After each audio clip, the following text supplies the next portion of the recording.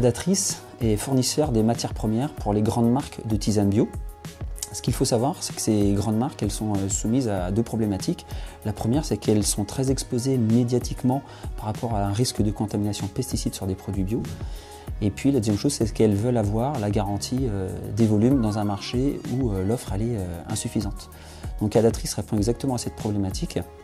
On est capable de les sécuriser sur la qualité des matières premières et de les sécuriser sur les quantités parce qu'on a intégré la production du champ jusqu'au produit prêt à l'emploi.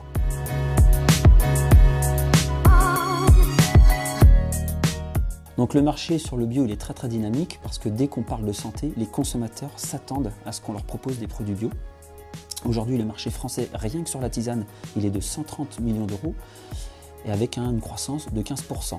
Cette croissance elle est soutenue par notamment tous les réseaux de distribution qui cherchent à redorer leur image sur le bio avec des marchés de niche tels que les tisanes ou les compléments alimentaires où le bio est vraiment très important pour leur image. Depuis l'entreprise a été créée il y a 7 ans et aujourd'hui nous sommes leaders sur le marché pour les tisanes 100% bio, 100% France.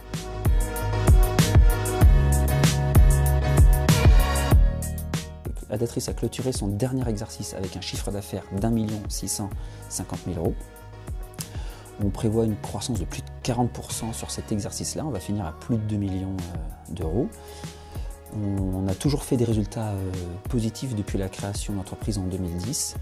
On a été très attaché à pouvoir la structurer pour pouvoir absorber désormais avec notre outil de production une très forte croissance. On prévoit de doubler notre chiffre d'affaires dans les 2 ans.